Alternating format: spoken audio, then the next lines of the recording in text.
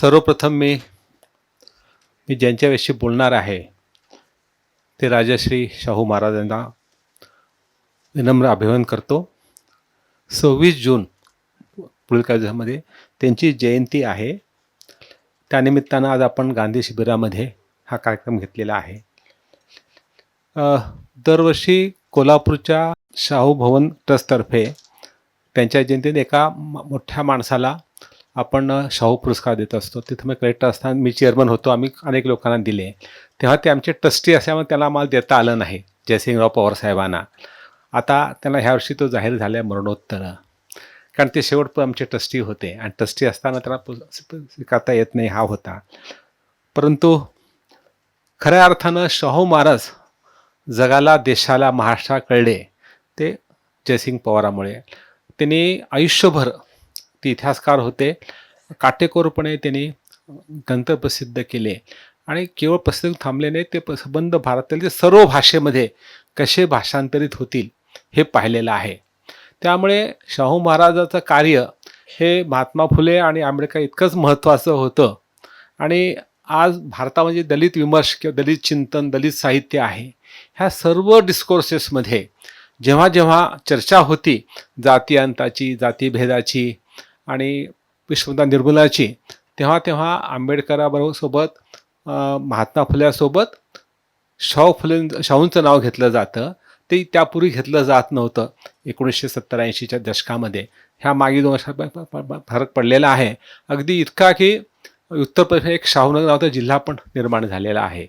म्हणजे शाहूंना त्यांनी पोचवलं आणि ते एका अर्थामध्ये गुरु होते. किमान ह्या शाहूचा जो अभ्यास करू शकलो तो त्यांच्या प्रोत्साहनानं महाराष्ट्राने केलेला आहे. त्यामुळे मी त्यांनाही श्रद्धांजली वाहतो, कारण शाहू महाराजांचं स्मरण आलं की आम्हा सर्वांना जयसिंग पवार आठवतात. त्यामुळे ते महत्त्वाचं आहे. त्याला मी अभिवादन करतो. आणि माझा जो विषय आहे राजर्षी शाहू महाराज आणि भारतीय संविधान. आता खरं तर 1922 साली महाराजांचं निधन झालं आणि 1950 साली 26 जानेवारी लागू झाली. ती 26 नोव्हेंबर 1949ला सिद्ध झाली. त्यापूर्वी 30 वर्ष त्यांचं निधन झालं होतं. तेव्हा महाराज आणि संविधानाचा संबंध काय आहे हा तुम्हाला प्रश्न पडला असेल.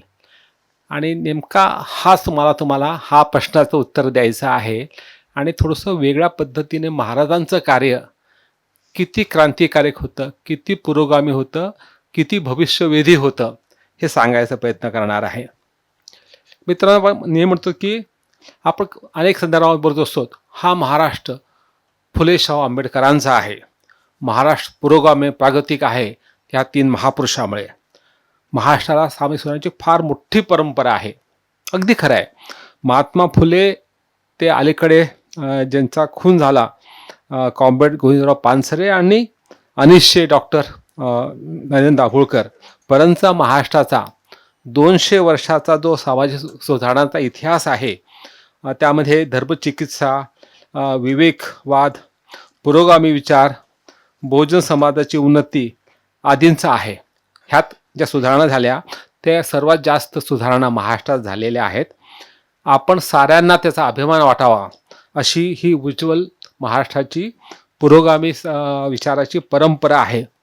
आणि या परंपरेचं श्रेय खऱ्या अर्थानं जातं ह्या 3 महापुरुषांना, महात्मा फुले, डॉक्टर आंबेडकर आणि अर्थातच राजर्षी शाहू महाराजांना. हे आपण लक्षात ठेवलं पाहिजे. आता हे जे वर्ष आहे 26-27 सुरू झालेलं आहे, आर्थिक वर्ष म्हणतो आपण, एप्रिल ते मार्चपर्यंत समजा धरलं 27पर्यंत, हे वर्ष महाराष्ट्रासाठी अतिशय महत्त्वाचं आहे. त्याला एक ऐतिहासिक महत्त्व आहे. त्याची 3 कारणं आहेत. एक म्हणजे 11 एप्रिल 2026 पासून महात्मा फुल्यांची जन्मदिन शताब्दी सुरू झालेली आहे. आणि आम्ही राष्ट्रसेवा दल आंतरराष्ट्रीयतर्फे फुले आंबेडकर समता अभियान सुरू केलेलं आहे आणि प्रयत्न करत आहोत शाळा, कॉलेज, गावामध्ये पोहोचता येतात त्यांचे विचार. दुसरं, डॉक्टर आंबेडकरांची जे 14 त्या सत्याग्रह केला महाडला, तो 19 मार्च 2027ला केला होता. आणि 25 डिसेंबर 26ला त्यांनी मनुस्मृतीचं दहन केलं महाडला. पुन्हा एकदा गेले गेले होते. म्हणून ह्या 14 तळ्याचा सत्याग्रह आणि मनुस्मृतीचं जाहीर दहन हे तर शताब्दी वर्ष सुरू झालेलं आहे. 30 वर्ष आपण विसरलेले आहोत म्हणून आठवण करून देतो की या वर्षामध्ये शाहू महाराजांनी 2 जुलै 2026 पासून त्यांनी जे आरक्षण लागू केलं 1902 साली, त्याचा शतकोत्तर रुपये मोजणी वर्ष सुरू होत आहे. 125 वर्ष सुरू होत आहे 2 जुलैपासून. म्हणजे हे वर्ष ते देखील आहे. म्हणून महात्मा फुल्यांची जयंती, आंबेडकरांच्या सत्याग्रहाची शताब्दी आणि महाराजांच्या आरक्षण धोरणाची शतकोत्तर रौप्य महोत्सव असं 3 योग आहे. आणि हा योग महाराष्ट्र फार महत्त्वाचा आहे. आज महाराष्ट्राची जी परंपरा आहे शाहू फुले आंबेडकरांची पुरोगामी, ती झाकोळली गेलेली आहे, भरकटली गेलेली आहे. आणि आज खऱ्या अर्थाने विचार करता आपण त्या परंपरेचे पाईक आहोत का असं म्हणायचं लाज वाटावी इतकं आपण आपला महाराष्ट्र समाज, आपले मराठी माणसं बदललेले आहेत. धर्मांध ध्रुवीकरण करणारे झालेले आहेत. जातपातीला पुन्हा एकदा उजाळा मिळालेला आहे. ह्या 3 महाराष्ट्राने जितकं काम केलं त्याचं विपरीत वर्त आपण करत आहोत. म्हणून या वर्षामध्ये ह्या 3 महापुरुषांचे, एकाचे जन्म शताब्दी आहे, दुसऱ्यांच्या सत्याग्रह शताब्दी, तिसऱ्याच्या आरक्षणाची 125 वर्ष आहे. आणि ह्या 3 महापुरुषांनी जे काम केलं सामाजिक सुधारणेचं आणि खऱ्या अर्थानं धर्मचिकित्सा, धर्मपरिवर्तन, धार्मिक क्रांती आणि सामाजिक क्रांती. आज सामाजिक न्याय हा कळीचा मुद्दा आहे आणि तो इतक्या वर्षांतर राहावा हे दुर्दैव आहे. कारण महात्मा फुल्यांनी हा विचार मांडून 150 वर्ष होऊन गेलेले आहेत. महाराजांनी प्रत्यक्ष काम करून 100 वर्षापेक्षा जास्त झालेले आहेत. आणि डॉक्टर आंबेडकरांचं संविधान सिद्ध होऊन ज्यामध्ये सामाजिक न्यायाला सर्वात महत्त्व आहे त्याला 75-80 वर्ष झालेले आहेत. तरी देखील आज सामाजिक प्रश्न म्हणावा तितका सुटलेला नाही आहे. त्यातले ताणेबाणे अधिक दिसू लागलेले आहेत आणि त्यातला जो संघर्ष आहे, कॉन्ट्राडिक्शन आहे, ते अधिक उफाळून आलेला आहे. म्हणून ह्या वर्षामध्ये ह्या 3 महापुरुष आपण स्मरण केलं पाहिजे आणि विचारापासून काहीतरी आपण घेतलं पाहिजे. आणि त्यामुळेच आमच्या महाराज गांधी स्मारक निधी किंवा गांधी भवननं एप्रिलमध्ये महात्मा फुल्यांवर आणि डॉक्टर आंबेडकर 2 व्याख्यान ठेवली होती. आपण त्यातला काही लोकांनी लाभ घेतला असेलच. आणि आज जयंती आहे महाराजांची ह्या महिन्यामध्ये, म्हणून आपण हा 3रं व्याख्यान आहे त्यासाठी मी आपल्या पुढे बोलायला उभं राहिलेला आहे. मी गांधी भवनचा ट्रस्टी आहे. गांधीचा थोडाफार अभ्यासही करतो आहे. तसा मी काही इतर तितका मोठा विचार नाही, परंतु मी थोडासा अभ्यासक आहे. त्या आपलं उभं राहिलेलं आहे. आणि मला महाराजांचं वेगळेपण जे जाणवलं, जे शोधून काढलं मी एका अर्थानं, तो शोध किती बरोबर आहे तुम्ही ठरवायचं आहे. परंतु मला जे वेगळं पण दिसलं महाराजांचं ते सांगण्याचे केले आहे. म्हणून माझा व्याख्यान विषय आहे, तो मला अचंबित करणारा असेल, राजर्षी शाहू महाराज आणि भारतीय संविधान यांचा अन्योन्य संबंध काय आहे हे तुम्हाला दाखवायचा प्रयत्न करणार आहे. आणि हे गांधी भवन असं महात्मा गांधी आणि फुले शाहू आंबेडकरांच्या जीवन कार्यात अनेक साम्यस्थळं आहेत. विचारात काही समानता नक्कीच आहे. त्यामध्ये खूप काही बोलता येईल, परंतु एका वाक्यात सांगायचं झालं शब्दात तर गांधीजींचा अंत्योदयाचा जो विचार होता तो एका अर्थानं बहुजनांचा, महात्मा फुल्यांच्या शब्दात सांगायचं तर शुद्ध अतिशूद्रादी महिलांच्या सामाजिक सक्षमीकरणाचा विचार आणि अंत्योदय विचार समान आहे. आणि हेच फुले शाहू आंबेडकरांच्या जीवनाचं जीवित कार्य होतं. म्हणून ह्यांचा तो संबंध आहे. म्हणून आज या 3 महापुरुषांच्या विचारात घडलेलं महाराष्ट्र जर पुन्हा सावरायचा असेल, त्याला पुन्हा पुरोगामी वळण द्यायचं असेल आणि आज जे प्रतिगामी स्वरूप आलेलं आहे, आता विकास लवंडे आज असते तर ते बोलले असते आणि त्यांच्यावर काय काय गुदरलं. म्हणजे वारकरी संप्रदायामध्ये काही हिणकस प्रतिगामी प्रवृत्ती शिरलेल्या आहेत हे सगळे मान्य करतात, पण ते बोलून दाखवले की काही लोक खवळतात. ते खवळणाऱ्या शक्ती खरे वारकरी नसतात, त्याला ते भिडे म्हणल्याप्रमाणे संभाजी भिडे धारकरी असतात. मी आळंदीचा ट्रस्टी होतो 7 वर्ष आणि 2020ची गोष्ट आहे, करोनापूर्वीची गोष्ट, 17ची गोष्ट आहे.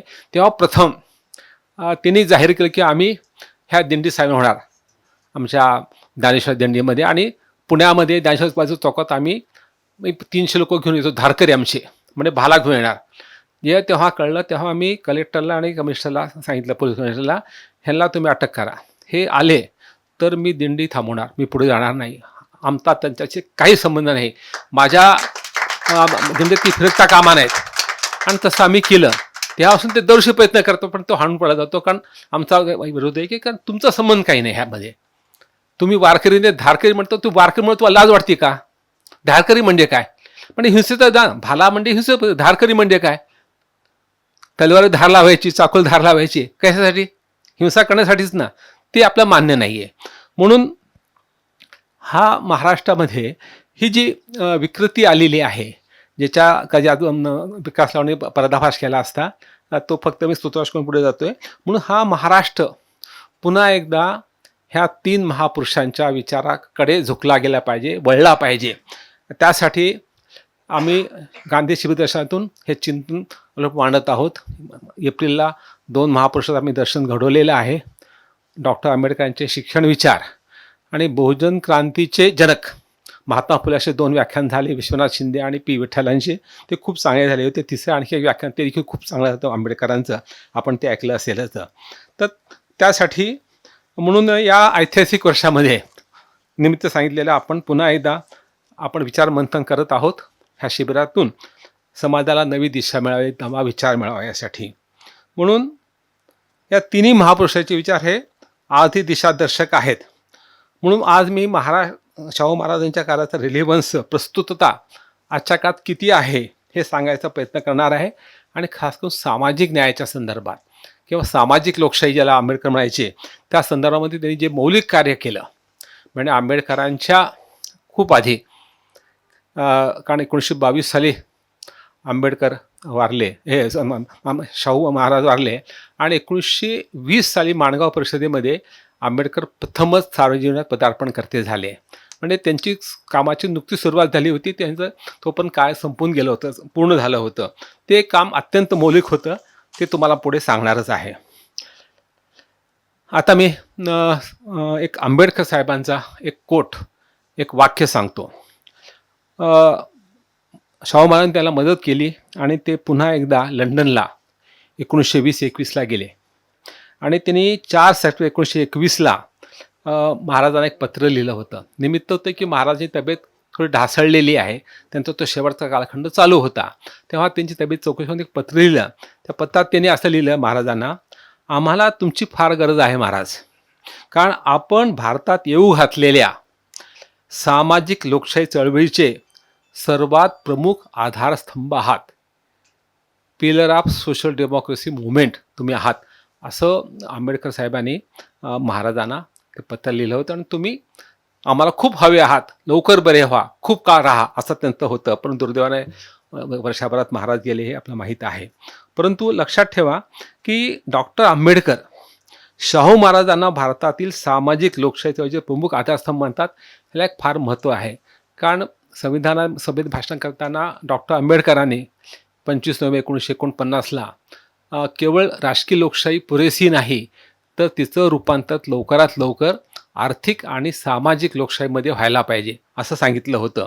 आणि हे काम महाराज त्या काळात करत होते, त्यापूर्वी 30 वर्ष. ह्याला एक मोठा रेलेव्हन्स, फार महत्त्व आहे. पण ते किती दूरदर्शी होते, भविष्यवेधी होते महाराज, हे कळू शकतं आपल्याला. आणि डॉक्टर आंबेडकरांना महाराष्ट्रामध्ये खऱ्या अर्थानं एक महान नेता म्हणून इंट्रोड्यूस केलं महाराजांनी, शाहू महाराजांनी. 1920 साली माणगाव, कोल्हापूर संस्थानामध्ये एक गाव आहे, तिथं अस्पृश्यांची परिषद भरली होती. तिथं अध्यक्षस्थानी महाराज होते स्वतः, आणि प्रमुख अतिथी डॉक्टर आंबेडकर होते. ते नुकतेच प्राध्यापक झाले, त्यांनी सार्वजनिक काम सुरू केलं होतं, 1920ची गोष्ट आहे. आणि तेव्हा त्यांचं महत्त्व, त्यांचं शिक्षण आणि त्यांचं एकंदर कामाचं तडप पाहून महाराजांनी त्या परिषदेत सांगितलं लोकांना, अस्पृश्य समाजाला, की हा तुमचा खरा नेता आहे, तुम्हाला फार नेता सापडलेला आहे, ह्याच्या मागे तुम्ही गेलात तर तुमचं कल्याण होईल. हे झालं. हे फक्त ओठी बोल नव्हते, ते स्वतः त्याबद्दल खूप आग्रही होते, अस्पृश्य पाळत नव्हते. त्यांनी महाराजांना त्या माणगावच्यानंतर आपल्या कोल्हापूरच्या पॅलेसमध्ये 2 दिवस पाहुणे ठेवून घेतलं. सोबत गप्पा मारणं, ब्रेकफास्ट करणं, जेवण करणं, रात्री जेवण करणं, गप्पा फेरफटका मारणं करणं. आणि ह्या 2 दिवसामध्ये मला खात्री आहे, की महाराजाचं नी जे काम केलं सामाजिक क्रांतीचं, सामाजिक लोकशाहीचं किंवा सामाजिक न्यायाचं, त्याची फर्स्ट हँड माहिती डॉक्टर आंबेडकर नक्कीच झाली असणार. कारण जेव्हा 2 महापुरुष बोलतात, तेव्हा तर काही घरचे बोलणार नाहीत, ते कामाचंच बोलणार. आणि ह्यांचं काम सुरू व्हायचं होतं. ह्यांनी फक्त संघर्ष करून शिक्षण घेतलं होतं डॉक्टर आंबेडकरांनी. ह्यांचं काम जवळपास पूर्ण झालं होतं. 1920 पर्यंत 22 साली वारले असते. तोपर्यंत त्यांचं सर्व महत्त्वाचं काम झालं होतं. त्यांनी सर्व कायदे केले होते, त्यांनी सर्व सुधारणा केल्या होत्या. तर ते एक महत्त्वाचं आहे. आणि हे आपला संदर्भ पुढे आपण लक्ष ठेवलं पाहिजे. तर मला आता एक नवा मुद्दा सांगायचा आहे, तो हा की महात्मा फुले हे भारताचे आद्य क्रांतिकारक समाजसुधारक होते. कृती आणि उक्ती आणि इतका परखड जहाल विचार, इतकी परखड टोकाची धर्मसमीक्षा, चिकित्सा त्यांच्या इतकी आजही कोणी केली नाही आहे. त्यांचं फक्त आपण गुलामगिरी पुस्तक वाचता 100 पानाचं, ते वाचते समजा आजचे राज्यकर्ते वाचतील ते बेशुद्ध पडतील. आणि त्यांचा जो अभिमान आहे, सनातन धर्म खूप महान आहे, तो अभिमान गळून पडेल. आणि ह्या पुस्तकात बंदी आणू शकतील ते, पण ते वाचत नसल्यामुळे ते पुस्तक आजही बाजारात आहे असं म्हणलं पाहिजे. तर ते आद्य समाज होते. तर डॉक्टर आंबेडकरांनी भारतीय संविधान सिद्ध करून भारताचे जे ध्येय हे सामाजिक आर्थिक न्यायाचं आहे, समाजवाद, धर्मनिरपेक्षता आणि मानवी प्रतिष्ठा साठी भारतानं काम करावं, त्याचं दिशादिग्दर्शन, त्याचा सर्वोच्च ग्रंथ म्हणून संविधान त्यांनी सिद्ध केलं होतं. सुरुवात महात्मा फुलेंची झालेली आणि शेवट एका अर्थानं ह्या सामाजिक क्रांतीचा सामान्य न्यायाचा डॉक्टर आंबेडकरच्या संविधानानं सफल झालं म्हणता येईल. आणि या 2 मध्ये महात्मा फुले आहेत. महात्मा हे शाहू महाराज आहेत. महात्मा फुले निधन झाल्यानंतर ह्यांचं खऱ्या अर्थानं राज्यकारभार सुरू झालेला आहे 1922 पर्यंतचा. आणि त्यानंतर आंबेडकरांचं कार्य सुरू झालेलं आहे. हा मधला दुवा आहे. आणि त्यांनी जे काम केलं ते फार महत्त्वाचं होतं. त्यांनी काय काम केलं त्या काळात? महात्मा फुल्यांनी जे स्त्री शिक्षण आणि बहुजन हिताचं काम सुरू केलं होतं ते त्यांनी पुढे नेलं. आणि आपल्या संस्थानामध्ये राजाचा अधिकार वापरून त्याला बळकटी दिली, आदेश काढले, कायदे केले, सत्यशोधक आणि ब्राह्मणेतर चळवळीला पाठबळ दिलं. आणि त्याची चोख अंमलबजावणी करून आपल्या संस्थानापुरतं तरी त्याने अस्पृश्यता निर्मूलनाचं फार मोठं काम केलेलं आहे. ज्या संबंध भारतामध्ये अस्पृश्यता टोकाची पाळली जात होती, राबवली जात होती, त्या काळामध्ये खूप मोठ्या प्रमाणामध्ये अस्पृश्यता निर्मूलन किंवा त्याच्यामध्ये ढील आली होती. आणि किमान रोटी व्यवहार तरी नक्कीच सुरू झाला होता.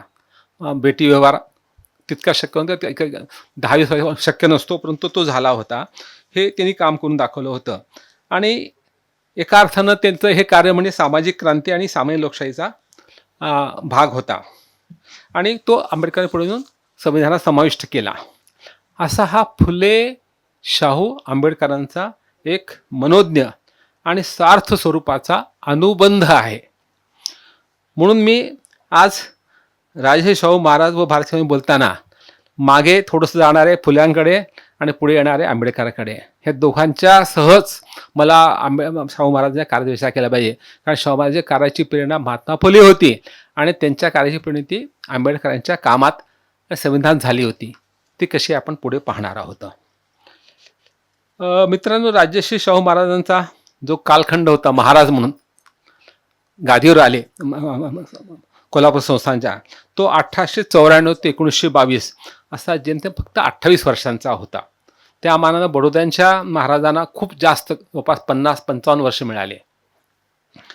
परंतु दोघेही दोघांनी आंबेडकर मदत केली होती. परंतु आंबेडकर जेव्हा शिकून आले, डॉक्टर आंबेडकर बडोदा समाजामध्ये, त्याला खूप त्रास झाला. आता घर पण मिळालं नाही. पण त्यावेळी गायकवाड महाराजांनी काही हस्तक्षेप करून त्याला घर मिळवून दिलं किंवा काय ऑर्डर काढली असं दिसत नाही. त्याला ते नोकरी सोडून मुंबईला यावं लागलं. हे म्हणजे महाराज पुरोगामी होते, त्यांनी डॉक्टर आंबेडकर मदत केली, परंतु त्या काळात त्यांना घर मिळत नव्हतं, त्यांचा चपराशी त्यांना पाणी देत नव्हता, त्यांच्या अंगावर फायली फेकून देत होता. हे त्याला कळत नसेल का? महाराज कळत असेल, पण त्यांनी त्यात हस्तक्षेप केल्याचं दिसून येत नाही का? मला सांगता येणार नाही. आपण महाराजचं काम एकंदरीत पाहता ते त्यांच्यापर्यंत हे पोचलं नसेल किंवा काय असेल माहीत नाही आहे, त्याला आपण काही हे म्हणणार नाहीत की ते कमी पडले, परंतु ही वस्तुस्थिती आहे. या उलट शाहू महाराजांनी माणगावला आले असता आपल्या बंगल्यावर 2 दिवस ठेवून घेतलं होतं, असं बडोद्याला घडलं नव्हतं. हे आपण नोंद घेतली पाहिजे. एवढं फक्त मला सांगायचं आहे. आपण पुढे जाऊया. ते महाराज 28 काम करत त्यांनी करवीर संस्थानात महाराजांनी बहुजन, शूद्राती अतिशुद्ध, आदिवासीसह कोल्हापूरला आदिवासी जमात असल्यामुळे तिथं त्यांनी काम केलेलं आहे. इथं कुठल्याही महापुरुषाने आदिवासीचे फारसं काम केलं नाही, कारण लोकांना आदिवासीचे प्रश्नच माहीत नव्हते. परंतु कोल्हापूर संस्थानामध्ये काही आदिवासी समाज होता, तो त्यांच्या नजरेतून सुटला, त्यांनी काम केलं. म्हणून त्यांनी जसं बहुजन, शूद्र अतिशूद्रासाठी काम केलं, तसं आदिवासीसाठी आणि खास करून स्त्रीसाठी काम केलं. त्यांना शिक्षण, रोजगार आणि आत्मप्रतिष्ठेची संधी दिली आणि त्यासाठी अनेक निर्णय घेतले, अनेक कायदे केले.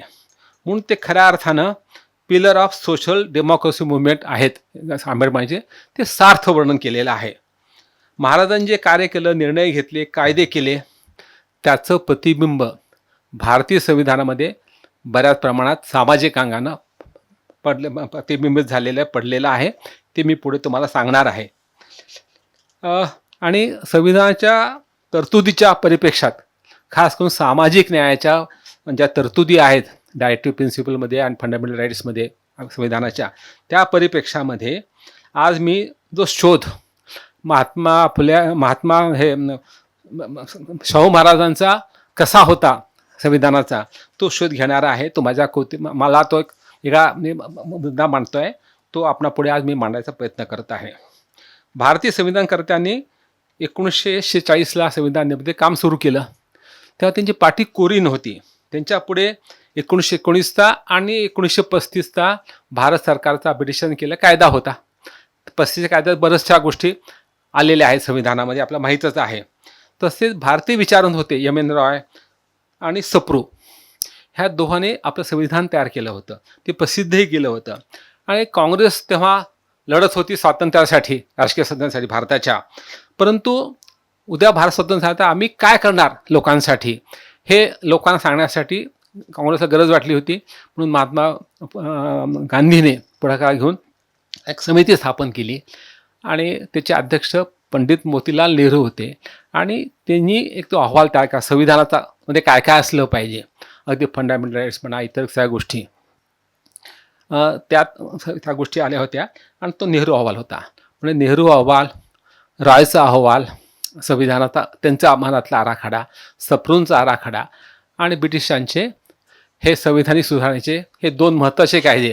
तसे 1909चा एक कायदा होता आणि लोकमान्य टिळकांचा लखनौ करारही होता. तो एक प्रकारचा हिंदू मुस्लिम चं राजकीय स्थान भारतात काय असेल भविष्यामध्ये ह्याचा तो करार होता. आणि त्यामुळे हे सर्व होते. परंतु ह्या सर्व गोष्टी शाहू महाराजांच्या निधनानंतर घडलेल्या आहेत. त्यामुळे ह्यातलं कुठलंही प्रारूप ह्यांच्यापुढे नव्हतं.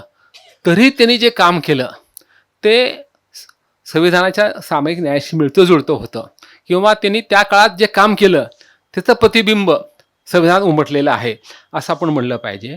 म्हणून त्यांनी जे समाजपत्राने जे काम केले ते म्हणजे महाराज टप्प्याटप्प्याने एक प्रकारे बहुजन कल्याणाचे, सामाजिक क्रांती आणि सामाजिक लोकशाहीचे संविधान आपल्या कामातून लिहित होते, रचत होते. हे महत्त्वाचं आहे. एका मर्यादित अर्थाने भारतीयांना स्वातंत्र्याद्वारे जे अपेक्षित होतं, सामाजिक न्याय, आर्थिक न्याय, त्या संविधानाला प्रेरणा देण्याचे काम महाराजांनी केलं. आदेश काढले, कायदे केले. आणि हे डॉक्टर आंबेडकरांना ज्ञात होतं, कारण आंबेडकर त्यांच्या सहवासात आले होते, त्यांच्या घरी राहिले होते, त्यांची चर्चा केली होती. माणगावला त्यांची मोठी परिषद भरली होती, ती 2 दिवसाची होती. त्यामुळे साहजिकच आंबेडकरांच्या संविधानामध्ये हे तर प्रतिबिंब पडलेलं आहे. असा माझा अभ्यासांती निष्कर्ष आहे. तो आपल्या पुढे आता मांडणार आहे. प्रथम आपण शाहू महाराजांच्या सामाजिक क्रांतीची पार्श्वभूमी काय ते थोडक्यात समजून घेऊयात. पुन्हा मी डॉक्टर आंबेडकर वाक्यात सांगतो, राजकीय क्रांतीपूर्वी नेहमीच देश व समाजामध्ये सामाजिक आणि धार्मिक क्रांती होते. हा इतिहासाचा दाखला आहे. भारतीय स्वातंत्र्य जे आपल्याला मिळालं 47 साली, ही राजकीय क्रांती होती, राजकीय स्वातंत्र्य होतं. तर त्यापूर्वी महात्मा फुले आणि नंतर शाहू महाराजांनी जी सामाजिक आणि धार्मिक क्रांती घडवून आणली होती, म्हणजे तो जो आंबेडकरांचा कोट आहे की राजकीय स्वातंत्र्य क्रांतीपूर्वी सामाजिक आणि धार्मिक क्रांती होते, हे खरं ठरतं असं मला हरकत नाही आहे. महाराजांच्या सामाजिक आणि धार्मिक क्रांतीचे सूत्र काय होते? शाहू महाराजांच्या धर्म, शिक्षण, स्त्रीदास्य, अस्पृश्यता, शेती प्रश्न, इतिहास आणि संस्कृती या साऱ्या क्षेत्रामध्ये त्यांनी आमूलाग्र परिवर्तनाचे काम केले. या सर्व क्षेत्रामध्ये ब्राह्मणी वर्चस्व नाकारणे होतं, त्या जागी विवेकी धर्मचिकित्सा आणि सामाजिक सुधारणा करून बहुजन समाज, शूद्रातिशूद्र समाज आणि स्त्री वर्गास समता आणि मानवी प्रतिष्ठा द्यायचं काम त्यांनी केलं होतं. आणि शिक्षण ऑफकोर्स होतं. महाराजांनी वर्ण, जाती आणि कर्मठ धार्मिक परंपरांना नकार देत नव्या सत्य धर्माची मांडणी केली. हे महत्त्वाचं आहे. त्यांच्या समाजाची त्यांची जे समतावादी दृष्टिकोन होतं, तत्त्वज्ञान होतं, त्याची त्रिसूत्री होती. एक अस्पृश्यता निर्मूलन, दुसरं स्त्री स्वातंत्र्य आणि शिक्षण, आणि तिसरं जाती संस्थांचे उच्चाटन, हे होती.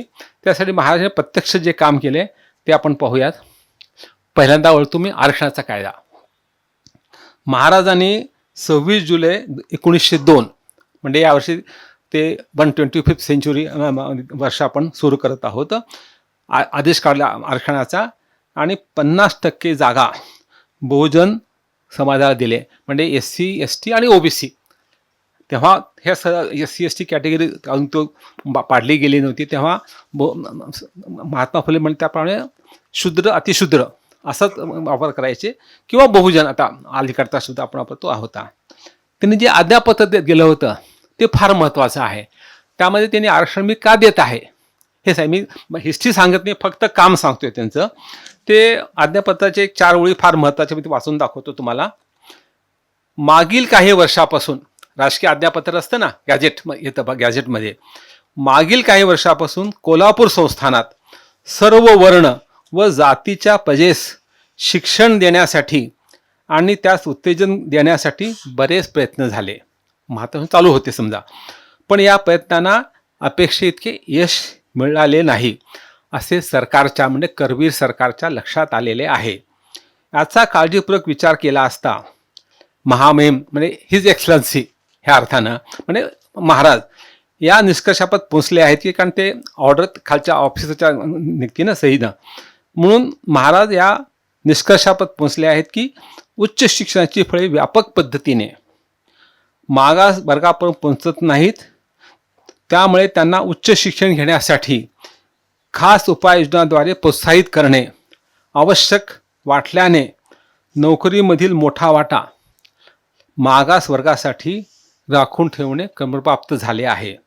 म्हणून या आदेशाद्वारे, जो आदेश त्यांनी 26 जुलै 1902 काढला होता, त्या तारखेपासून 50% रिक्त पदे मागास वर्गातून भरली जावीत. मागास वर्ग म्हणजे कुठला? त्यामध्ये कोण नाहीत? ब्राह्मण, प्रभू, शेणवी व पारशी इतर प्रगत जमाती नाहीत. हे सोडून जे सर्व राहतील ते सर्व अस्पृश्य म्हणून त्यांना आरक्षण द्यायचं केलं होतं. त्यावेळची परिस्थिती पहा, किती कर्मठ, किती धार्मिक होती. आजही कोणी साधारण टीका केली, दयानिधी स्टालिनने केली असताना किती तुटून पडले होते आजचं सरकारचे प्रतिनिधी पाहिलेलं आहे. तर त्या काळात तर काय होतं, उत्तर पेशवाई संपली होती 1828 साली, आणि त्याला 80 वर्ष तेव्हा पूर्ण झाली होती जेव्हा आदेश काढला गेला. आणि महात्मा फुलांचं जे कार्य सुरू झालं होतं 1 जानेवारी 1948, ज्या दिवशी त्यांनी पहिली भारतातली मुलींची शाळा भेडेवाडा सुरू केली, तेव्हापासून त्यांचं निधन झालं 28 नोव्हेंबर 1890 तोपर्यंत. आणि पुढे 10 मार्च 1897ला सावित्रीबाईंचं निधन झालं या काळात होते. आणि तरी या देशाचा विचार करता भारतात जातीप्रथा आणि अस्पृश्यता अत्यंत निघृणपणे राबवली जात होती, पाळली जात होती. काही प्रमाणामध्ये महाराष्ट्र अपात होता, पुणे पश्चिम महाराष्ट्र अपात होता, कारण तिथं महात्मा फुलेंचं कार्य होतं आणि सत्यशोधक चळवळ अजूनही जोम धरून होती. पण एकंदर देशाचा विचार करता ही परिस्थिती फारशी चांगली नव्हती. अस्पृश्य हा आपला माहीतच आहे जुन्या की चातुर्वर्ण्यामधला शेवटचा घटक, सर्वात खालचा. आणि स्त्री मात्र त्याच्याही पेक्षा अस्पृश्याहून अस्पृश्य ही नदीनं, म्हणजे ती 5व्या श्रेणीमध्ये म्हणता येईल अशी होती. ती प्रथा प्रथम मोडली, नकार दिला तो फुले दाम्पत्यांनी, महात्मा फुल्यांनी आणि सावित्रीबाई फुल्यांनी. त्यांनी अस्पृश्यता नामंजूर केली.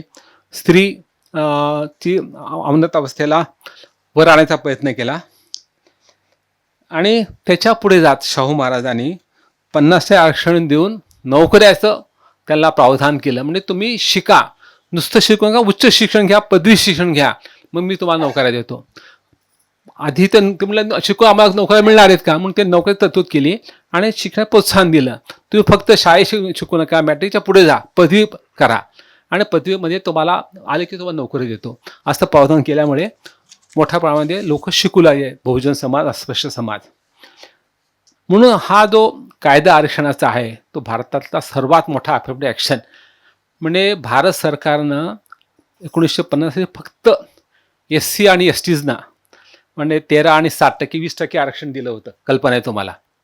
आणि 1990 नंतर मंडल कमिशन अहवाला स्वीकारून आंदोलनानंतर आपण 27% OBCनं दिलं. म्हणजे भारत सरकारला, स्वतंत्र भारताला आपल्याला जवळपास 30-40 वर्ष लागले सर्व आरक्षण द्यायला.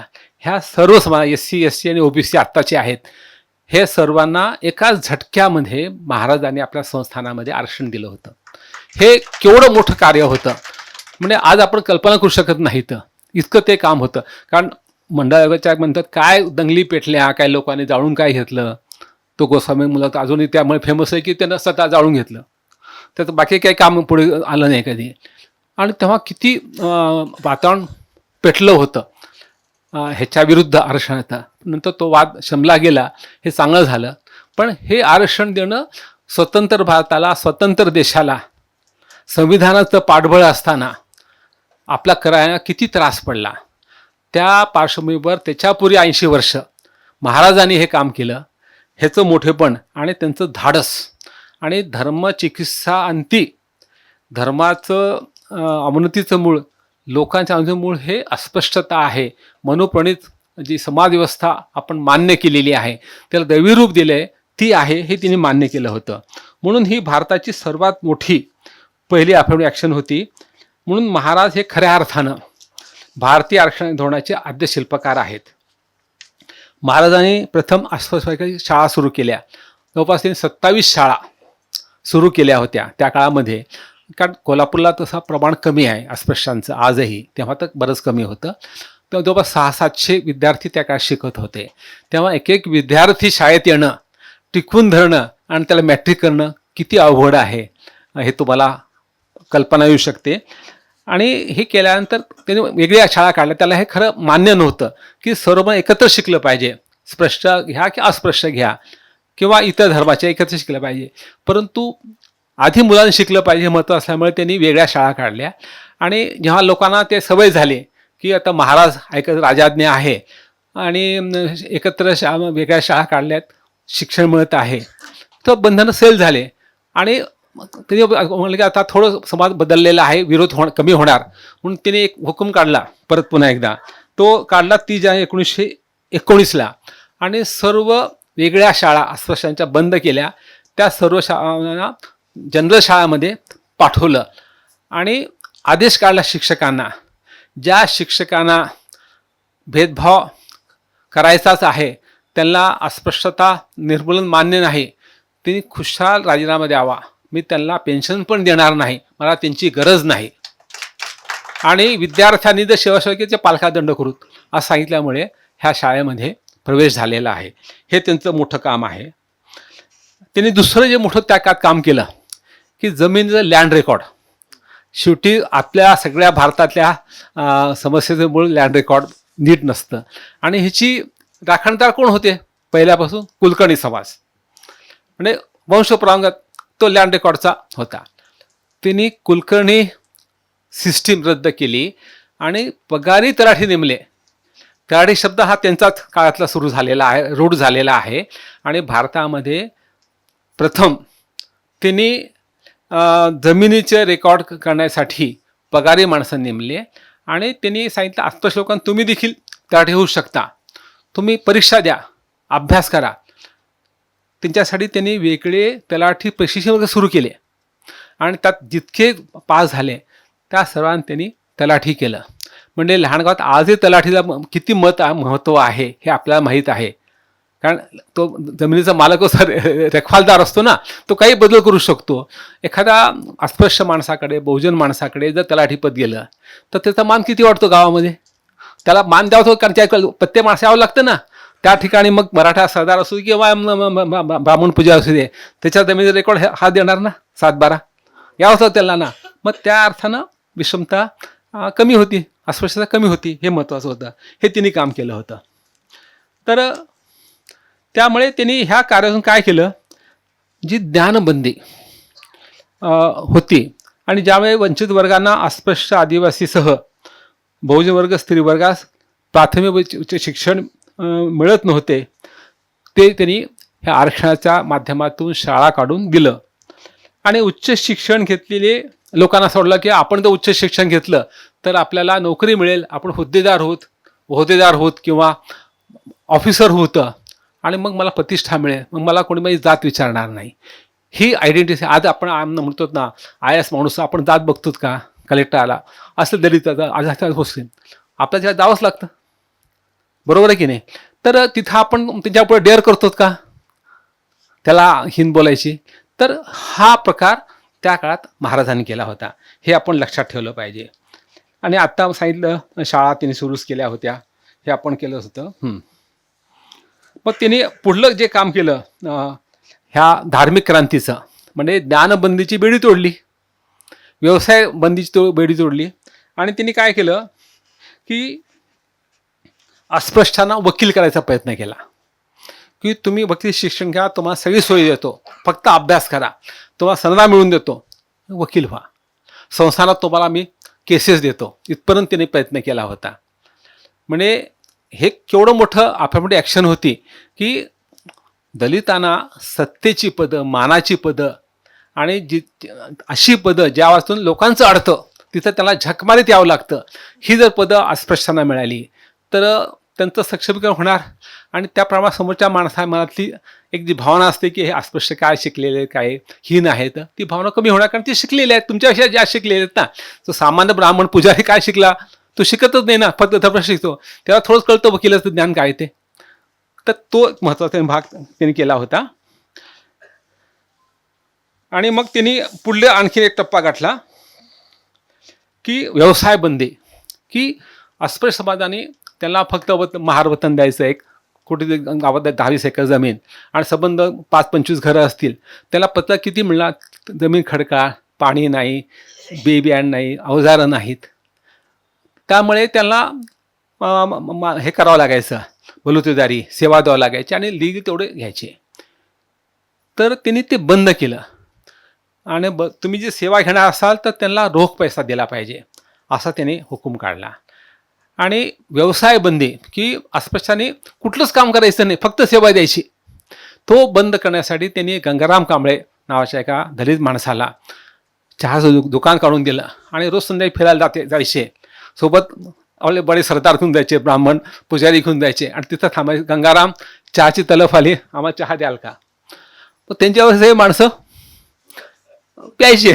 त्यातून हळूहळू फरक पडत गेला होता. म्हणजे त्याने आपली राज्यसत्तेचा वापर ह्यासाठी केला, हे खूप महत्त्वाचं आहे. मग त्यांनी आणखीन एक टप्पा पुढे गाठला. सर्व सार्वजनिक जागा म्हणजे दवाखाने असतील, कार्यालय असतील, ऑफिसेस असतील, तलाव, विहिरी, धर्मशाळा ह्या सर्वांना खुल्या केल्या. तिथं अस्पृश्यांची जी बंदी होती, धार्मिक बंदी होती, ती त्यांनी मोडून काढली आणि तुम्ही जाऊ शकता आणि तुम्हाला जर कोणी आढळलं तर मी आहे त्या माणसाला शिक्षा करायला. महाराज होते, प्रश्नच नाही, ते केलेलं आहे. म्हणून हे केलं. ह्या सर्व तुम्हाला लक्षात ठेवा. तुम्ही जर तुम्ही दोघे वकील जे ज्या होतात तुम्हाला कल्पना पुढे मी काय बोलला संधा आला असे, हे सर्व कसं आलं आहे संविधानामध्ये. म्हणून महाराजांनी काय केलं, आरक्षण आणि अस्पृश्य निर्मूलन, ज्ञानबंदी आणि व्यवसायबंदी मोडून काढून ते लोकांनी मनुप्रणित महाराजांनी जात व्यवस्थेला आणि धर्म असलेल्या हिंदू जात ही धर्म मानणाऱ्या हिंदू धर्माला प्रचंड हादरे दिले. हे मान्यच केलं पाहिजे. आता एक खास विधान करतो, पहा तुम्हाला कसं वाटतंय ते.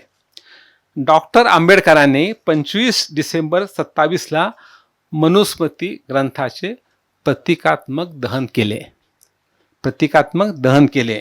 परंतु त्यापूर्वी 20 वर्ष आधी शाहू महाराजांनी हे वरील सर्व कायदे करून धार्मिक क्रांती करून आपल्या प्रत्यक्ष कृतीने डायरेक्ट ॲक्शनने मनुस्मृती तराटारा फाडली आणि फेकून दिली. हे विधान पटतंय का तुम्हाला? हा.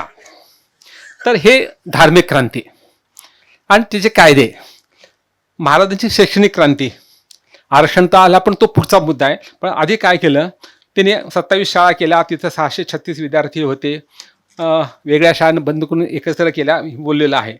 त्यांनी मुलींसाठी स्वतंत्र शाळा सुरू केल्या महात्मा फुल्यांप्रमाणे आणि हुशार शिष्यवृत्ती दिली. राजाराम कॉलेजमध्ये सर्व मुलींना त्या काळात शिक्षण मोफत होतं, पदवीपर्यंतचं पदव्युत्तरचं. एक उदाहरण त्याचं आहे, कृष्णाबाई केळावकर, एक अतिशय हुशार मुलगी होती. तिला डॉक्टर व्हायचं होतं.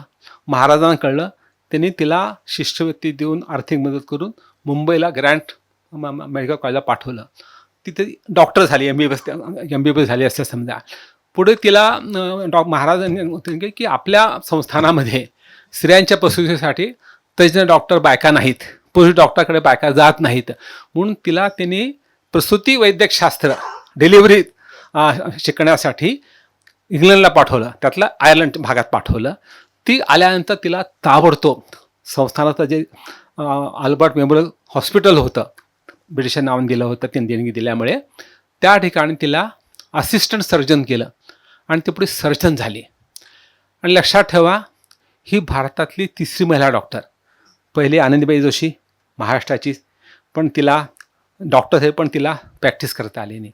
दुसरी रखमाबाई राऊत, ती प्रॅक्टिसिंग, तिनं नवरा बालविवाह झोकारला, नवरा सोडून दिलं मला मान्य नाही म्हणून, आणि ती डॉक्टर झाली आणि तिनं बडोद्याला 30 वर्ष सेवा केली. ती पहिली प्रॅक्टिसिंग डॉक्टर. आणि 3री महिला कृष्णाताई केळावकर, महाराजांनी तिला डॉक्टर केलं आणि ती देखील शेवटपर्यंत 60 वर्षापर्यंत तिने सेवा केली. म्हणजे ह्या 3ही महिला, आनंदीबाई जोशी, रखमाबाई राऊत आणि कृष्णाताई केळावकर, ह्या भारतातल्या पहिल्या 3 डॉक्टर्स आहेत. लक्षात घ्या, ते आपल्या महाराष्ट्राच्या आहेत. हे आपण लक्षात ठेवलं पाहिजे. आणि शिक्षणाचं महत्त्व पाहिलं तर आजही बहुतेक ठिकाणी मोठ्या शहरामध्ये शिक्षण संस्था असतात. कोल्हापूर संस्था त्या काळी देखील सर्व शिक्षण संस्था कोल्हापूर शहरात होत्या, लहान गावात शक्यच नव्हतं. हे शहरच मोठं 50-60 बसीचं तेव्हा गाव होतं, त्या ठिकाणी होतं. तिथं लहान गावातून बहुजन समाजाने यायचं, राहायचं, जागा मिळत नसती, खाय प्यायचं काय करायचं, त्या शिकत येत होते. म्हणून महाराजांनी जे कोणी तोपर्यंत केलं नाही, नंतरही कोणी केलं नाही, अशी त्यांनी बोर्डिंग चळवळ सुरू केली आणि त्यांनी जवळपास 27 जाती जमातीसाठी बोर्डिंग स्कूल काढले. आणि त्या प्रत्येक जमातीला जमीन द्यायची, पैशाची, तुम्ही चालवा, मुलांना सगळ्या सोयी या, शिकू द्या त्या मुलांना. खरं तर त्याला एकत्र करायचे होते, पण ते एकत्र मुलं बसणार नाहीत म्हणून ते वेगवेगळ्या बोर्डिंग स्कूल काढल्या. अगदी अस्पृश्यामध्ये जी जातीभेद होताच ना, मी मोठा तो छोटा, म्हणून त्यांनी, माफ करा मी शब्द वापरतो, ढोर आणि चांभार, त्या काळात पचत होता म्हणून वापरतो, त्याचे ते वेगळे हॉस्टेल काढले, हे लक्षात घ्या. आणि मुस्लिमासाठी ते हॉस्टेल काढलं. आणि तेव्हा मुस्लिमासाठी त्यांना खूप प्रयत्न करावे लागले. त्यांनी अनेका सांगितलं, तुम्ही, मी तुम्हाला जमीन देतो, पैसा देतो, तुम्ही सुरू करा.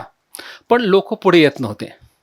तेव्हा एक तिकडला बेळगाव प्रांतातला एक मोहम्मद अब्दुल्ला नावाचा माणूस आला शिकायला.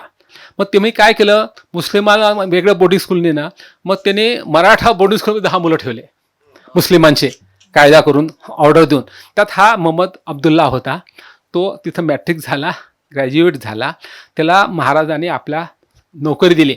आणि तुझं काय काम, मुस्लिम समाजात जायचं, मिसळायचं, लोकांना सांगायचं समजावून तुम्ही शिका आणि इथं तुम्हाला राहायची सोय करायची, मी बोर्डिंग करतो. मग त्या माणसाने प्रयत्न करून मुस्लिम बोर्डिंग सुरू केलं आणि हे हुसेन जमादाने लिहून ठेवलेलं आहे. म्हणजे ते ऑथेंटिक आहे. म्हणजे इतकं ते लक्ष देत होते. म्हणजे ते किती पुरोगामी होते, धर्मनिरपेक्ष होते किंवा सर्व धर्माला मानणारे होते. त्यांनी त्या काळी हे आपले जे प्रजाजन मुस्लिम होते करवीरमध्ये, त्यांना फारसी किंवा अरबी भाषा येतच नव्हती, कुराण त्यात होतं. तेव्हा त्यांनी 25,000 रुपये खर्च करून मराठीमध्ये त्या सर्वात प्रथम कुराणाचं भाषांतर छापलं आणि त्याप्रती लोकांना मोफत दिला. तुम्ही हे तरी वाचा, तुमचा धर्म काय सांगतो. हे पहिलं काम महाराष्ट्रात त्यांनी केलं, का जे भारतात त्यांनी प्रथम केलं असावं असा माझा अंदाज आहे.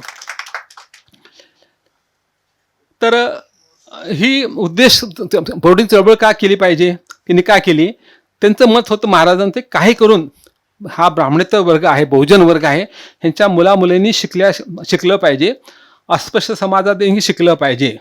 आणि एकदा शिक्षण घेतलं, जरी वेगवेगळ्या जातीचे बोर्डिंग असले तरी त्यांच्या मनात जी एक भावना असते हीनतेची किंवा अस्पृश्यामध्ये तुच्छतेची, ती कमी होऊ शकेल. शिक्षणा की माणसाला विचार येतो, विवेक येतो आणि कमी होऊ शकेल म्हणून त्यांनी केलं होतं. हा त्यांचा दुसरी क्रांती, शैक्षणिक क्रांती. तिसरी, ते खऱ्या अर्थानं स्त्री जातीचे मसीहा होते, दैवत होते, हरकत नाही. त्यांनी स्त्री सक्षमीकरणाची क्रांती केली. तुम्हाला सांगतो की आपण हिंदू कोड बिल आपण खूप ऐकलेलं आहे की 1955-56 साली 4 हिंदू कायदे झाले. विवाह, घटस्फोट, दत्तक विधान, पोटगी आणि अनारोस संततीचा काय हक्क काय आहे, असे कायदे केले. हे तर बिल खऱ्या अर्थानं डॉक्टर आंबेडकरांनी एक संविधान सभेचं काम चालू असताना तयार केलं होतं. आणि त्यांची इच्छा होती की 50 सेकंडमध्ये बिल पास व्हावं. तसं ते इंट्रोड्यूस पण झालं लोकसभेमध्ये, तेव्हाच्या प्रांतिक लोकसभेमध्ये. पण त्याला विरोध प्रचंड झाला. आणि तेव्हा कायदा मंत्री डॉक्टर आंबेडकर होते, नेहरू पंतप्रधान होते.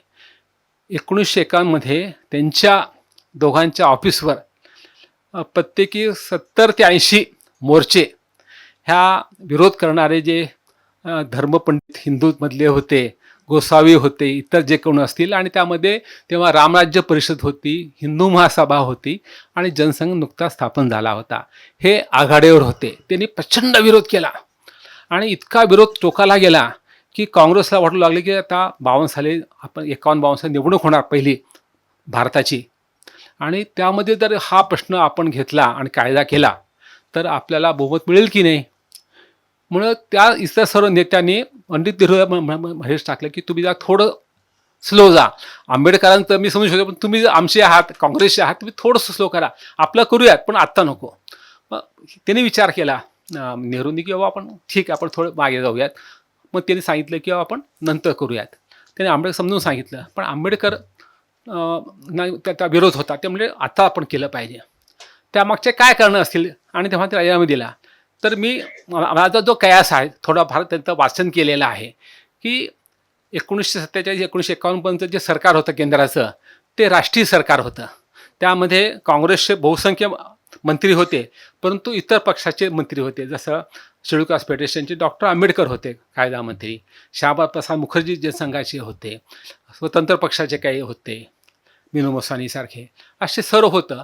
पण 52 साली पहिली निवडणूक होणार संविधानाप्रमाणे भारताच्या, आणि तेव्हा काँग्रेस जिंकणार होतं. आणि तेव्हा फक्त काँग्रेस सरकार येईल, ते राहणार नाही. कारण तोपर्यंत पंडित महात्मा गांधीचा खून झाला होता. 50 साली पटेलांचं निधन झालं होतं. म्हणजे नेहरू तेव्हा सगळे लोक, बाकी लोक जरा वरचढ झाले होते. मग त्यामध्ये कधी आपलं स्थान मिळणार नाही. आणि कदाचित त्यांनी विरोध केला आणि नेहरू बळी पडले तर हिंदू कोडबिल होणार नाही ही भीती वाटल्यामुळे ते म्हणले 51-52च्या पुरी करा, नाहीतर मी राजीनामा देतो. त्यामुळे आपण दिलं तर नेहरू ऐकतील. परंतु नेहरूचं न्यायालय झालता असावा आणि त्यांनी राजीनामा दिला. परंतु नेहरूने आपला शब्द पाळला आणि त्यांनी 55-56 साली कायदा केला. म्हणजे स्वतंत्र भारतामध्ये स्त्रियांसाठी कायदे पर्सनल लॉ करण्यासाठी किती विरोध झाला होता हे उदाहरण आहे. त्या पार्श्वभूमीवर आपण पाहिलं तर महाराजांनी काय केलं, 50 वर्षापूर्वी म्हणजे 1955-56च्या पूर्वी म्हणजे 1911 ते 19मध्ये त्यांनी 5 कायदे पास केले. हिंदू स्त्रियाच्या सक्षमीकरणाचे कायदेशीर अधिकार केले आणि ते सर्व कायदे 5 कायदे आणि हे जे 4 कायदे आज संमत झाले हिंदू समाजाचे त्यामध्ये काही फरक नाही. उलट महाराजांचे कायदे जास्त कठोर, जास्त प्रागतिक आणि जास्त तपशीलवार विचार करणारे आणि जास्त शिक्षेची तरतूद असणारे होते. 50 वर्षापूर्वी हे लक्षात घ्या. कारण त्याला माहीत होतं शाहू महाराजांना की स्त्रीचे सक्षमीकरण केवळ शिक्षणाने होणं शक्य नाही. शिक्षण महत्त्वाचं आहे, आत्मभान येतं, पण त्याला कायद्याचं राजसत्तेचं पाठबळ आपण दिलं पाहिजे. त्याशिवाय हा जो पुरुष वर्ग हिंदू तो बदलणार नाही. कारण तो एक तर त्याच्या धर्माचा पगडा खूप आहे आणि हे सर्व दैवाने केलेलं आहे आणि भूदेव सांगतात, ब्राह्मण सांगतात तेच खरं आहे. आणि शेवटी स्त्रियावर त्यांचा अधिकार होता ना, मग आपला प्रिव्हिलेज का सोडायचा. म्हणून कुठलाही पुरुष आपल्या स्त्रीला मग ब्राह्मण घ्या की अस्पृश्य घ्या, तो तिच्यावर डॉमिनेट करणार आणि तिला विकासाची संधी मिळणार नाही, तिला समता आणि स्वातंत्र्य घरामध्ये मिळणार नाही हे महाराज माहीत होतं. म्हणून तिची जर आपण उन्नती करायची असेल तर आपण कायदे केले पाहिजे. त्यांनी 5 कायदे केले 10 वर्षामध्ये. ते कायदे असे होते, नावं सांगतो मग तुम्हाला कळेल की नाव किती महत्त्वाचे आहेत. पहिला कायदा होता आंतरजातीय व आंतरधर्मी विवाह कायदा आणि विवाह नोंदणी कायदा, intercaste inter religious marriages and registration act. दुसरा विधवा पुनर्विवाह कायदा, विडो रिमॅरेज ॲक्ट. स्त्री छळवणूक प्रतिबंध कायदा, prohibition of harassment of woman act. घटस्फोट आणि अनारोग्य संतती अधिकाराचा कायदा, divorce act and illegitimate children's rights in father's property आणि देवदासी प्रतिबंध कायदा. हे दुसरे नाव जरी आपण लक्षात घेतले आणि थोडा विचार केला तर आपल्याला लक्षात येईल की स्त्रीवर स्त्री म्हणून समाजात जो अन्याय होत होता, तिचे शोषण होत होते त्या काळी आणि अनिष्ट प्रथा परंपरांना तिला बळी पडावं लागत होतं, त्या सर्व अन्यायाचं निवारण कायदेशीर मार्गाने होईल ह्याची तरतूद करणारे हे कायदे होते. हे लक्षात ठेवा. तर हे जे 5 कायदे त्यांनी केले हे आपण थोडं स्वरूप पाहूयात. भारताच्या इतिहासात प्रथमच तोवर धर्मशास्त्रानं आंतरजाती आणि आंतरधर्मी सोडूनच द्या, विवाहाला मान्यता नव्हती. मग त्याला विपरीत किंवा राक्षस विवाह म्हणायचे आणि ते अतिशय अपवाद होता आणि त्याला लोक तुच्छ मानायचे. त्यामुळे 99.99% हे आपल्याच जातीमध्ये विवाह होत होते. महाराजांनी प्रथमच आंतरजातीय आंतरधर्मी विवाहाचा कायदा केला, तो 12 जुलै 1919ला. आणि विवाह नोंदणी रजिस्ट्रेशन कंपल्सरी केलं. आधी 100% नोंदणी होत नाही, त्या काळात केले आणि महाराज धाक होते तेव्हा लोक करायचे. कसा आज आपण करतो कायदा आणि लोकांना सोडतो, पण लोक पाळत नाही तर आपण काहीच करत नाही. तर पण महाराजाचा धाक होता आणि पाठपुरावा होता, लक्ष होतं की तो पाळला गेला होता. आणि या कायद्याद्वारे त्यांनी मुलीचं वय प्रथम 14 फिक्स केलं आणि मुलाचं वय 18 केलं. आणि ह्यानंतर जवळ 15-20 वर्षांनी तो शारदा कायदा, संमती विवाहाचा कायदा, ज्यासाठी लोकांचा खूप विरोध केला होता, तुम्ही आमचं कसं ठरवता विवाहाचा, मुलीचा ढवळाव करू नका, तो कायदा केला होता. आणि असाच एक पटेल कायदा उत्तर भारतात होता, परंतु त्याआधी हा कायदा त्यांनी केला होता. आणि हा किती महत्त्वाचा कायदा होता हे आपल्याला सांगायची गरज नाही आहे. हीच गोष्ट विधवा विवाहाच्या कायद्याची, पुनर्विवाह कायदा. विधवानं आयुष्यभर आपल्या घरी राहायचं एका अंधार खोलीमध्ये. हिंदू स्त्री असेल तिचं केस ओपन करा, तिला आलवण नेसवा आणि तिला कमीत कमी खाऊ द्या, फक्त जगण्यापुरतं द्यायचं. तिच्या अंगावर मांस चढता कामा नये, म्हणजे कुणीतरी पुरुष तिच्यावर हे करेल. आणि दर 15 दिवसाला नाभिक माणूस बोलवायचा आणि केस भादरायचे. आणि त्यासाठी त्याच्या आधी महात्मा फुल्यांनी नाभिकांचा संप घडून आणला होता, हे लक्षात ठेवा. म्हणजे ती प्रेरणा होती ह्यामध्ये. परंतु तो कायदा त्यांनी संप केला एक दिवसाचा, थोडा फरक पडला, जागृती झाली, पण खऱ्या अर्थाने इम्प्लिमेंटेशन महाराजांनी केलं होतं. आणि ह्या विधवा स्त्रियांची जी अत्यंत दयनीय अवस्था होती त्यातून बऱ्या प्रमाणात सुटका झाली, हे आपण लक्षात ठेवलं पाहिजे. आता जो कायदा आहे हॅरॅसमेंट विरुद्धचा, आता म्हणल्याप्रमाणे स्त्री छळवणूक प्रतिबंध कायदा, त्यात त्यांनी काय काय, आज देखील स्त्रियांचा छळ होतो हुंड्यासाठी आणि अनेक अत्याचार होतात, तर आजही ही बाब आम झालेली आहे. आता आपण पुण्यात पाहिजे 2-4 हुंडाबळीचे मोठमोठे प्रकरण घडलेले आहेत. आता सध्या त्या एक जज महिला भोपाळची, तिच्या सोन्याचा आत्महत्या झाली पाहिलेला आहे. म्हणजे जज महिला असताना तिची सुनीचा छळ ती करत होती आणि तिनं आत्महत्या केली हुंड्यावरून. हे किती दुर्दैव आहे. त्यामुळे महाराजांनी हा जो कायदा केला त्यात त्यांनी कलम काय टाकले पहा. त्यात काय काय विषय होते. शारीरिक आणि मानसिक छळ हे तर कॉमन आहे. 2 दिवस उपाशी ठेवलं तर तो कायद्याचा भंग झाला म्हणून त्याला शिक्षा केली पाहिजे.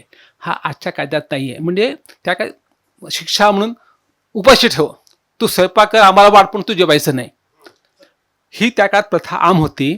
म्हणून महाराजांनी किती बारकाईने विचार करून 2 दिवस उपाशी ठेवलं पाहिजे हे सांगितलं. वयात येण्यापूर्वी लैंगिक संबंध आपण ते मान्य केले नवीन कायद्यामध्ये. तिच्याशी अपमानास्पद वागणं, बोलणं, तिच्या चारित्र्यात संशय घेणं, कुठे बाहेर जायचं नाही, कुणा बोलायचं नाही. आज असं तालिबान करता अफगाणिस्तानला, कुठली स्त्रीनं बाहेर जायचं नाही, गेलं तर पडदा पाळायचा आणि सोबत एक पुरुष घेऊन जायचा. मग भाऊ असेल, मग छोटा मुलगा चालेल, पण पाहिजे, एकटं बाहेर पडायचं नाही. हेच कारण होतं ना. धमक्या देणं, संशय घेणं, अशा अनेक कलम टाकले होते आणि हा कायदा तिने परिपूर्ण केला होता. म्हणजे आज देखील आता जो कायदा आपला आहे तो कायदापेक्षा हा कायदा जास्त पुरोगामी आणि जास्त कठोर आणि जास्त तपशीलवार सांगणारा होता. आता जो नवीन कायदा आला, prohibition of sexual harassment of womens at work place, Vishakha हा कायदा म्हणतो तो 57 कायदा आहे. तो त्या काळात महाराजांनी केला होता ना, हे महत्त्वाचं आहे. हा जो घटस्फोट कायदा त्याचं महत्त्व दुहेरी आहे. एक तर घटस्फोटाची परवानगी दिली आंतरजातीय आंतरधर्मी विवाहाला, परंतु त्याचबरोबर जात पंचायतीला देखील त्यांनी वगळलं नाही. आपल्या जातीच्या पंचायती त्या काळात होत्या. त्या जाती पंचायतीनं लग्नासाठी घटस्फोट त्यांच्या खूप अघोरी प्रकार होते, ते सर्व त्यांनी बंद केले त्या काळामध्ये आणि त्या अघोरी कायदे कानूनपासून सुटका केली. आज आपण अंधश्रद्धा निर्मूलनाच्या चळवळीमुळे महाराष्ट्रानं आता जात पंचायत प्रतिनिधी कायदा संमत केलेला आत्ता एक 10 वर्षापूर्वी, तो कायदा त्या काळात होता, ह्या कायद्याचा एक भाग होता, हे आपण लक्षात ठेवलं पाहिजे. तसं अनारो संतती, नवऱ्याचं कुठे दुसऱ्या बाई संबंध ठेवला, लग्न झालं, लग्न न करता बाळ झालं, तर ते बाळाला त्यांनी संपत्तीचा अधिकार दिला बापाच्या. हे तो पण अनहर्ड होतो भारतामध्ये, तो पण कुणीच केलं नव्हतं, हे तर महत्त्व आहे. आणि देवदासी कायदा, आता इथं समीर आलेले आहेत आणि त्या देवदासी प्रथा ही वेशा व्यवसायाला उत्तेजन एक मोठी गोष्ट आहे. त्या सगळ्या शेवटी तिकडे जावं लागतं, हे आपण पाहिलेलं आहे. तर महाराष्ट्रामध्ये ही फार मोठी प्रथा आहे. यल्लम्माचा उरूस फार मोठा आहे, सौदत्तीला कल्पना आहे. तर ह्या महिला म्हणजे देवाची पत्नी, पण खऱ्या अर्थात संबंध गावची, शेजेला हक्काची बाई असं स्वरूप होतं. म्हणून महाराजांनी त्या काळामध्ये 1920च्या पूर्वी हा देवदासी प्रतिबंध कायदा आणला होता आणि त्या स्त्रियांची बऱ्यापैकी सुटका केली होती. आणि तिथं फरक काय होता आजच्या कायदा सकारात्मकमध्ये, महाराजचा कायदा हा अंतिम होता, त्यांचा शब्द जो मोडेल त्याला शिक्षा होणारच, चुकूनही कोणाला माफी मिळणार नाही, हे त्यांचा तो धाक होता, त्यांचा नैतिक दरारा होता. त्यामुळे हे सगळे कायदे प्रत्यक्षात पाळले जायचे, हे महत्त्वाचं आहे. आज द्विभार्यापती कायदा आहे, किती लोक दुसरं मॅरेज करतात, नोटराईज करतात, मैत्री करार करतात. गुजरात सरकारची देणे बरं का, गुजरात सरकारची, की मैत्री करार करायचा, दुसऱ्या बाई संबंध ठेवायचा, मैत्रीसोबत राहायचा, जो पण पटेल दोघं एकत्र राहायचं आणि नोटराईज करायचं, त्याला मी हे देणार, हे देणार, ते देणार, असं करायचं. म्हणजे तो पळवाट झाली. आपल्याकडे आता नाव ह्याची गरज नाही परंतु करुणा मुंडेचं काय प्रकरण आहे म्हणलो ना, तर ते हे बंद केलं होतं. म्हणून महाराज ते होतं. तर असे हे महाराजांचे, शाहू महाराजांचे धार्मिक क्रांतीचं स्वरूप होतं, शैक्षणिक क्रांतीचं स्वरूप होतं आणि आत्ताप्रमाणे स्त्री छळवणूक कमी करण्याचे कायदे होते. आता ह्या सर्व त्यांनी जे कायदे केले, आदेश दिले, ऑर्डर्स काढल्या, ह्याचं भारतीय संविधानात कसं प्रतिबिंब पडलं पण पाहूयात थोडक्यामध्ये. आता मी शेवटाकडे येतोय. भारतीय संविधानामध्ये कलम 15(4) आहे, त्यामध्ये special provision for advancement of persons of SC/ST categories ह्या प्रोव्हिजन आहे. ह्याद्वारे आपण त्याला आरक्षण लागू केलेलं आहे. SCना 13% आणि 7% दलित हे आदिवासी आणि ST लोकांना केलेलं आहे. आणि पुढे 1990च्या काळामध्ये मंडल कमिशनचा अहवाल स्वीकारून भारत सरकारनं 27% आरक्षण OBCनं दिलेलं आहे. म्हणजे 50%पर्यंत गेले, 49%पर्यंत समजा. तर हे करण्यासाठी आपल्याला 40 वर्ष लागले. ते काम महाराजांनी एक आदेश करून इम्प्लिमेंट करून दाखवलं 50% असतं त्या काळामध्ये. हे त्यांचं महत्त्व आहे. म्हणून कलम 14, 15(2) आणि 15(2)(ब) हे वंश, जात, लिंग, धर्म आणि जन्म ठिकाणावरून दुकाने, उपाहारगृहे, हॉटेल आणि कर्मचारी ठिकाणी कुणालाही प्रवेश नाकारता येणार नाही. अस्पृश्याला देखील तिथं जाता येईल असा त्यांनी आदेश काढला आणि वटहुकूम काढला म्हणा हरकत नाही. आणि थोडक्यामध्ये महाराजांनी काय केलं, आरक्षण नीती आणि अस्पृश्यता निर्मूलनासाठी हे सर्व कायदे केले. ही त्यांची फार मोठी क्रांती होती आणि ह्याचं यथोचित प्रतिबिंब भारतीय संविधानाच्या आजच्या कलम 15(2) आणि 15(4) मध्ये पडलेलं आपलं दिसतं. 15 कलम आपण तो सिनेमा पाहिला असेल, आर्टिकल 15, तर वाचते ना, तो अतिशय छान आहे. दुसरं त्यांचं कामाचं प्रतिबिंब उमटलं संविधानामध्ये, ते आहे मोफत व सक्तीचे प्राथमिक शिक्षण. भारतात 86 घटना दुरुस्ती करून आपण राईट टू एज्युकेशन कायदा 1 एप्रिल 2000 पासून लागू झालेला आहे. त्यापूर्वी 100 वर्ष महाराजांनी भोजनासाठी शिक्षण सक्तीचे व मोफत केले होते. त्यासाठी पालकांना दंड करायचे, तसं बडोदा सरकार करायचे, तसं हे करत होते. आणि मुलं काय येत नाही शाळेमध्ये, ऑर्डर काढली शिक्षकांना, एखादा मुलगा सलग 8 दिवस शाळेत आला नाही तर तो का आला नाही, आजारी आहे का शाळा बुडून दाडकी करतो हे पहा आणि त्याला परत आणा आणि परत पाठवा सांगा पालकांना. नाही पाठवलं पालकांना दंड करा. तिथं ते 16 आणि 14 आणि दंड करायचे. 16 आण्याचा 1 रुपया असतो त्या काळात हे करत होते. म्हणजे आणि हे रिपोर्ट मागायचे, स्वतः त्याच्या ऑफिस तपासून घ्यायचं. म्हणजे कायदा केल्यानंतर तो पाळला जातो की नाही ह्याचं मॉनिटरिंग करणं हे महाराज करत होते. म्हणजे खरा मोठा शासक तोच असतो, तो हे काम करू शकतो. आणि महाराज स्वतः महाराज असताना ह्या गोष्टी पाहत होते. म्हणजे किती मोठी गोष्ट आहे. म्हणजे ते विलासी नव्हते, आयुष्यभर त्यांनी हेच काम करत गेले होते. आता गरज आहे ती पुढे जायची, ह्याच्या पुढे जायची. आपण कायदा काय केला, RTI म्हणे 6 ते 14 म्हणजे 8वीपर्यंत मुलांना सक्तीचं बहु शिक्षण. आजच्या काळामध्ये 8वीपर्यंत शिक्षण घेऊन मुलाला काय मिळणार आहे, तो IT पण होऊ शकत नाही.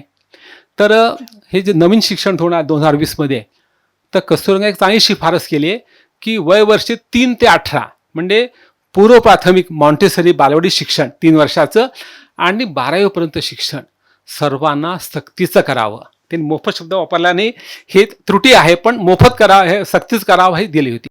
हे करायचं असेल तर RTI कायदा बदलला पाहिजे, घटना दुरुस्ती केली पाहिजे.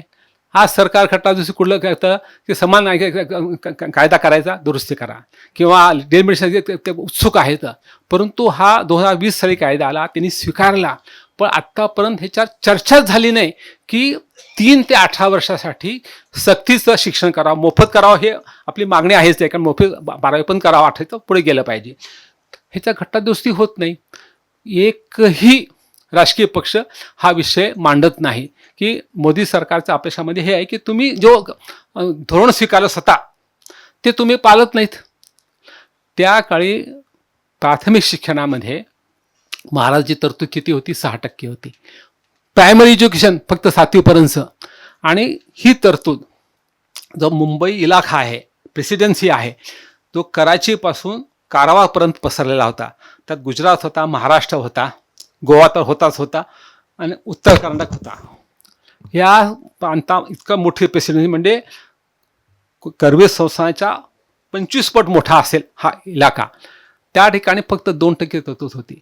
इंग्रज सरकार इतके पुरोगामी असून देखील, आणि महाराजांनी त्या काळात फक्त प्राथमिक शिक्षणासाठी 6% केली होती. आज 2% पण तरतूद नाही आहे. त्यातलं 50% तरतूद पगारात जाते. पगारात दिलाच पाहिजे, पण शाळा बांधणं, वर्गखोल्या वाढवणं, त्या ठिकाणी सुविधा निर्माण करणं, बेंचेस म्हणा, खडू फळा, कॉम्प्युटर, खेळाचे साहित्य, कलेचं साहित्य, बँड, इथं सर्व गोष्टी, ह्या गोष्टी आपण करतच नाहीत. तर आपण पुढे जायला पाहिजे. म्हणून ह्या ठिकाणी मला भाईवैद्यांचं जी चळवळ आहे, आग्रह आहे, त्यासाठी त्यांनी अध्यापक सभा स्थापन केली आहे. ती म्हणजे KG to PG सर्व लोकांना भारतामध्ये सक्तीचं, मोफत आणि गुणवत्तापूर्ण समान दर्जाचं शिक्षण मिळायला पाहिजे. KG to PG हे प्रॅक्टिकल आहे, हे त्यांनी दाखवून दिलं आहे. शरद जावडेकर त्यासाठी त्यांनी सगळे बजेटमध्ये तरतूद करून सांगत आहेत. आणि हा कायदा व्यवहार्य आहे हे लक्षात घ्या. आणि काश्मीरमध्ये 1955 साली गुलाम मोहम्मद बक्षी प्रधानमंत्री त्या असताना त्यांनी तेव्हा त्यांच्या 20-25 संस्था होत्या, त्या ठिकाणी तो लागू केला. आज इथं लागू आहे. आता केरळ सरकारनं, आधीच्या सरकारनं, विजयननं पदवी शिक्षण मोफत केलं सर्वांना. केरळमध्ये स्टॅलिननं बरंच काम केलं होतं, केजरीवालनं काम केलं होतं. तर हे केलं पाहिजे. हे केलं तर खऱ्या अर्थानं आपण शाहू महाराजांना ह्या वर्षी आपण एक आदरांजली होऊ शकू असं वाटतं. शेवटचा मुद्दा सांगतो. महिलांना कायद्याचे पाठबळ दिलं. हिंदू कोड बिला करून त्यांनी जे कायदे केले आणि सांगितलं किती त्रासदायक होतं, तर ते त्यांनी दिल्यामुळे तो एक मोठा झालेला आहे. आता समारोप. इतिहासाच्या चांगल्या राजवटीस जसे की सम्राट अशोक, समुद्रगुप्त, अकबर, छत्रपती शिवाजी महाराज यांच्या राजवटीस प्रजा समाधानी व सुरक्षित असल्यामुळे तो कालखंड सुवर्ण युग मानलं जातं. त्याप्रमाणे शाहू महाराजांचा कालखंड प्रभावी शिक्षण कायद्यामुळे निश्चितपणे करवीर संस्थानाची स्त्री समाधानी होती. म्हणून त्या अर्थानं स्त्रियांसाठी करवीर संस्थानाचा कालखंड हा सुवर्णयुग होता असं मला प्रतिपादन करायचं आहे. आता शेवटचे 2 ओळी सांगणार आहे, 2 प्यारा सांगणार आहे. महात्मा फुलेंची प्रेरणा घेत त्यांचे कार्य महाराजांनी शाहू महाराजांनी पुढे नेले व अनेक क्रांतिकारी व काळाच्या पुढचे कायदे केले. त्याची चांगली जाण व माहिती डॉक्टर आंबेडकर असल्यामुळे हे कायदे भारतीय संविधानामध्ये कायम राहतील याची दक्षता त्यांनी घेतली. शाहू महाराजांचे सर्व कायदे सामाजिक परिवर्तन आणि व्यापक अर्थाने सामाजिक न्याय आणि लोकशाहीसाठी महत्त्वपूर्ण होते. एक प्रकारे संविधानपूर्व काळात त्यांनी स्वप्रेरणेने स्वतःचे सामाजिक न्याय देण्यास संविधानच रचले होते, कार्यान्वित केले होते, साकार केले होते. त्यामुळे त्यांना भारत संविधानात स्थान मिळणं कर्मप्राप्त होतं, कारण तिथे डॉक्टर आंबेडकर होते, त्यांना महाराजांचं कार्य माहीत होतं. आता विषमता निर्मूलक समाज का निर्माण होते व सर्वांगीण समता कशी प्रस्थापित केली पाहिजे ह्याची शास्त्रीय मांडणी महात्मा फुले, शाहू महाराज, वीरा शिंदे आणि डॉक्टर आंबेडकर केली. तिचे 3 सूत्र होते: अस्पृश्यता निर्मूलन, स्त्रीदास्य निर्मूलन आणि सार्वत्रिक शिक्षण. या त्रिसूत्राने समाज परिवर्तन संभव आहे हे त्यांनी दाखवून दिलं. त्यापैकी शाहू महाराज सत्ता होती करवीर संस्था प्रत्यक्ष, आणि त्यांनी हे सर्व करून दाखवलं. आणि त्यांनी समाज परिवर्तनासाठी राबवून त्यासाठी कायदे करून एक प्रकारे समतेचा आणि सुधारणेचा पथदर्शी प्रकल्प राबवला आणि तो सिद्ध केला. आणि त्याचे महत्त्व जाणून डॉक्टर आंबेडकरांनी भारतीय संविधानात त्याला स्थान दिले व त्याचे प्रतिबिंब संविधानाची उद्देशिका, मूलभूत अधिकार आणि राज्य कारभारासाठी मार्ग सूचना यात कसे पडले हे मी तुम्हाला दाखवायचा छोटासा प्रयत्न केलेला आहे. आणि अशा प्रकारे सामाजिक क्रांती, सामाजिक न्याय आणि सामाजिक लोकशाहीचे खऱ्या अर्थानं प्रॅक्टिशनर, थिंकर काही कमी असतील. आंबेडकर ते मांडणी तशी शास्त्री केली नाही, पण ते कामात दाखवलं की शेवटी कसं कोणीतरी मांडणी करायची, कोणीतरी काम करायचं. यांनी काम केलं, आधी काम केलं, आणि ते त्यापूर्वी त्याला महात्मा फुले त्यांच्या आपण मॉडेल होतं, आणि ते अधिक परिपूर्ण संविधानामध्ये डॉक्टर आंबेडकरांनी केलं. म्हणून फुल्यांची प्रेरणा, महाराजांचं प्रत्यक्ष कार्य आणि त्याचं संविधान कसं प्रतिबिंब म्हटलं असं आम्ही दाखवून दिलेलं आहे. त्यामुळे महाराजाचं कार्य पाहताना आपल्याला फुले विसरता येणार नाहीत आणि आंबेडकरला आठवावंच लागेल, असा हा तिघांचा अनुबंध आहे. आणि त्यामध्ये दोघांमधले असले महाराजांनी जे कार्य केलं त्या काळामध्ये ते महत्त्वाचं आहे. म्हणून पुन्हा एकदा पुरोगामी महाराष्ट्र जो आज प्रतिगामी झालेला आहे तो परत साकार करायचा असेल तर आपल्याला ह्या तिन्ही महापुरुषांचं स्मरण केलं पाहिजे. आणि कायदे केल्यानंतर कायदे कसे राबवावेत आणि कसे प्रतिबिंबित करावेत, लोकांचं प्रबोधन कसं करावं हे महाराजाकडून शिकलं पाहिजे. त्या अर्थानं खरे महाराज हे प्रशासकाचे प्रशासक होते, एक आदर्श प्रशासक होते असं म्हणलं तर वावगं ठरणार नाही. मी पुन्हा एकदा महाराजांना आदरणीय वाहतो आणि आपण सर्वांनी माझं हे थोडंसं लांबलेलं भाषण ऐकून घेतल्याबद्दल मी आभार म्हणून थांबतो. धन्यवाद.